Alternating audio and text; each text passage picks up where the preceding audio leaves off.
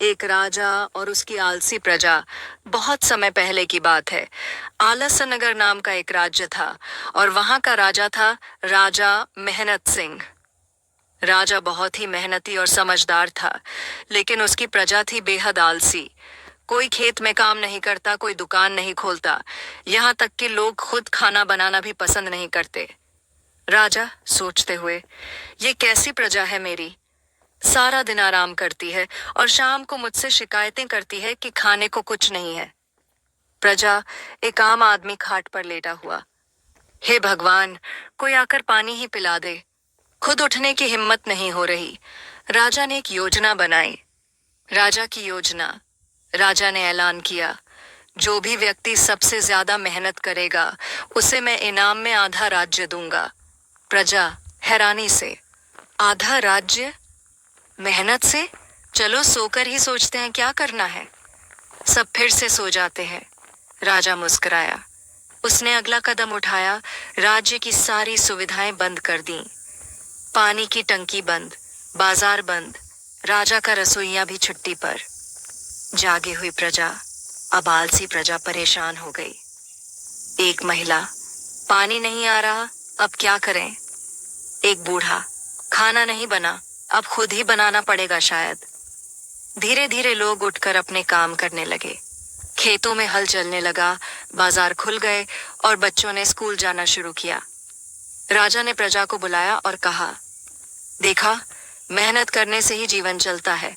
अब तुम सब इनाम के हकदार हो। प्रजा खुश होकर, हमने सीखा कि आराम अच्छा है, लेकिन मेहनत जरूरी है। अगर जीवन में आगे बढ़ना है तो मेहनत करनी ही पड़ेगी। आलस से सिर्फ पछतावा मिलता है। अब जब प्रजा मेहनती हो गई थी, आलस नगर की तस्वीर ही बदल गई थी। बाजार में भीड़ है, लोग सामान बेच और खरीद रहे हैं। खेतों में फसलें लहलहा रही हैं। राजा मेहनत सिंह बहुत खुश था। राजा प्रसन्न होकर, अब मेरा राज्य सच में समृद्ध है। सब अपने पैरों पर खड़े हो गए हैं। लेकिन तभी एक नया संकट आया। नया संकट, तिकड़मी तानसेन का आगमन। दूर देश से एक चालाक आदमी आया, नाम था तिकड़मी तानसेन। वो बोलता था मीठा, लेकिन इरादे थे खोटे। तानसेन भीड़ को बहकाते हुए, इतनी मेहनत किस लिए? आराम करो, जो होगा देखा जाएगा। प्रजा को धीरे धीरे फिर आलस घेरने लगा। एक युवक, तानसेन सही कहता है, थोड़ी मस्ती भी जरूरी है। एक औरत, चलो आज काम नहीं करते। राजा ने देखा कि फिर से पुरानी आदतें लौट रही हैं। अब उसे कुछ अलग करना होगा। राजा की दूसरी योजना, जागरूकता यात्रा। राजा ने अपने मंत्री और बुद्धिजीवियों के साथ मिलकर एक मेहनत महोत्सव की योजना बनाई, जिसमें खेल, नाटक, गीतों और कहानियों के जरिए लोगों को मेहनत का महत्व बताया जाएगा। एक रंगमंच पर नाटक चल रहा है, आलस का अंजाम। गीत चल रहा है, जो जागे वो पाए, जो सोए पछताए। बच्चे, बूढ़े और जवान सब भाग ले रहे हैं। लोगों को धीरे धीरे फिर समझ आने लगा कि मेहनत ही असली सुख देती है। राजा तिकड़मी तानसेन को बुलाता है।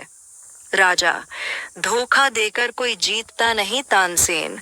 अब या तो मेहनत करो या राज्य छोड़ो। तानसेन शर्मिंदा होकर राज्य छोड़ देता है। प्रजा, हमने सबक सीख लिया, मेहनत से ही खुशहाली आती है। कभी कभी बुरे लोग हमें भटका सकते हैं, लेकिन सच्ची तरक्की हमेशा मेहनत से ही होती है।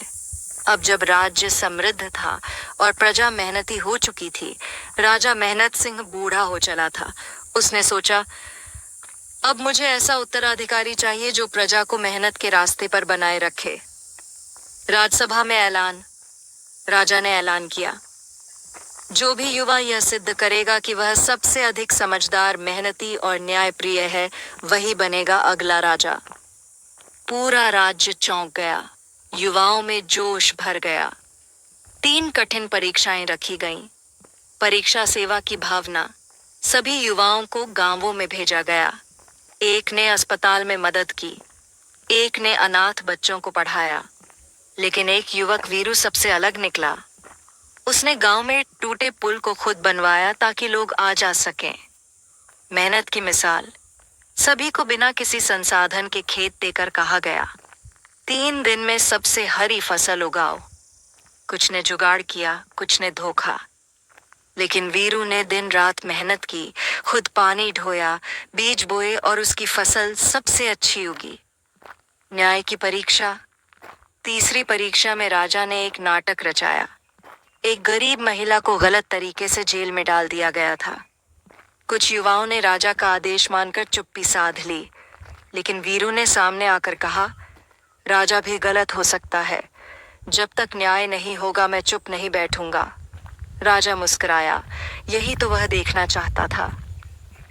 राजा ने सबके सामने वीरू को गले लगाया और कहा, आज से वीरू इस राज्य का युवराज है। प्रजा खुश होकर बोली, अब मेहनत, सेवा और न्याय का राज चलेगा। राजा वही जो खुद मेहनत करे, न्याय करे और लोगों की भलाई सोचे। युवराज वीरू ने राज्य को पूरी लगन से संभालना शुरू कर दिया। वह हर दिन लोगों से मिलता, उनकी समस्याएं सुनता और नई योजनाएं बनाता। लेकिन तभी एक नया संकट राज्य के दरवाजे पर आ खड़ा हुआ। पड़ोसी राज्य की साजिश। दुष्ट सम्राट विक्रमकूट पड़ोसी राज्य का राजा था। उसे आलस नगर की तरक्की और वीरू की लोकप्रियता से जलन हो रही थी।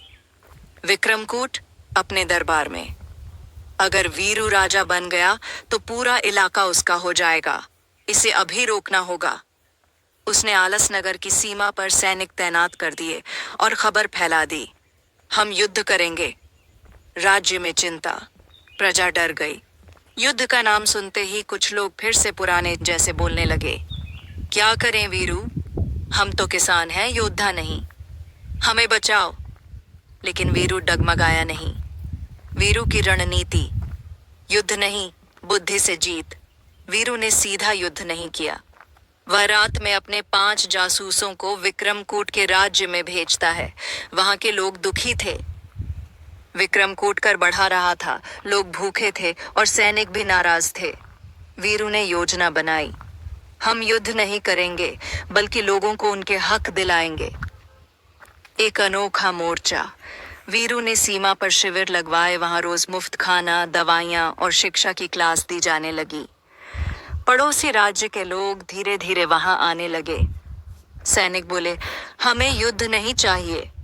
विक्रमकूट के ही सैनिक बोल पड़े, हम अपने राजा से नहीं, वीरू से जुड़ना चाहते हैं। बिना युद्ध की जीत। विक्रमकूट को गद्दी छोड़नी पड़ी। वह बोला, मैंने ताकत से राज किया, लेकिन वीरू ने दिलों पर राज किया।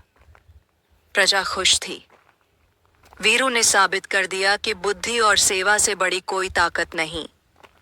असल राजा वह नहीं जो तलवार से जीते, बल्कि वह जो सेवा और समझ से दिल जीते। अब वीरू आलस नगर का नया राजा बन चुका था। राज्य पहले से भी ज्यादा समृद्ध, शिक्षित और संगठित हो चुका था। लोगों में नई ऊर्जा थी। लेकिन वीरू जानता था कि सिर्फ तरक्की ही काफी नहीं होती, उसे टिकाऊ बनाना भी जरूरी है।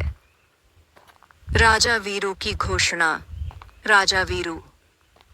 अब समय है एक नवयुग का, जहां हर नागरिक सिर्फ प्रजा नहीं बल्कि साझेदार होगा। राजा ने जनसभा परिषद बनाई, जहां हर गांव से चुने गए लोग राज्य की योजनाओं में भाग लेते थे। नई सोच, नई योजना। साझा राज योजना। वीरू ने 3 बड़े बदलाव किए। एक दिन राजा योजना। हर महीने किसी आम नागरिक को एक दिन के लिए राजा बनाकर उसे निर्णय लेने का मौका मिलता। काम के बदले सम्मान नीति। जो भी व्यक्ति विशेष योगदान देता, उसे सार्वजनिक रूप से सम्मानित किया जाता। बुद्धि मेल प्रतियोगिता। हर साल नए विचारों की प्रतियोगिता होती, जिससे राज्य में इनोवेशन आता। एक किसान बच्चा बनता है। एक दिन का राजा। नाम था छोटू। उसने योजना बनाई कि बंजर जमीन पर छत की बारिश का पानी इकट्ठा करके खेती की जाए। वीरू ने उसकी योजना को पूरे राज्य में लागू करवा दिया। लेकिन अंदर से उठने लगा विरोध। राजा वीरू की लोकप्रियता देखकर कुछ पुराने दरबारी, जो आलसी दिनों में आराम करते थे, अब असंतुष्ट हो गए। विरोधी मंत्री, राजा तो सबको बराबर बना रहा है, अब हमारा क्या होगा। उन्होंने वीरू को बदनाम करने की साजिश रची, झूठे आरोप, नकली खबरें और भ्रम फैलाने लगे। राजा का सब्र और समझ। वीरू ने सब आरोपों को चुपचाप सुना, कोई क्रोध नहीं किया, बल्कि उसने खुली सभा में कहा, अगर कोई मुझे दोषी मानता है तो मैं जांच के लिए तैयार हूं, लेकिन याद रखना, सच्चाई हमेशा जीतती है। जनता ने एक स्वर में नारा लगाया, वीरू अमर रहे, सच्चाई अमर रहे। साजिशें विफल हो गईं। वीरू ने विरोधियों को दंड नहीं दिया, बल्कि उन्हें सुधार के कामों में लगा दिया। राज्य में अब न कोई आलसी था, न कोई उपेक्षित। हर हाथ में काम था, हर दिल में सम्मान। सीख, नेता वही जो जनता को साथ लेकर चले, सच्चाई से डरे नहीं और विरोध का सामना धैर्य से करे। यहाँ तक वीडियो देखने के लिए धन्यवाद। अगर वीडियो अच्छी लगी तो वीडियो को लाइक और चैनल को सब्सक्राइब करें।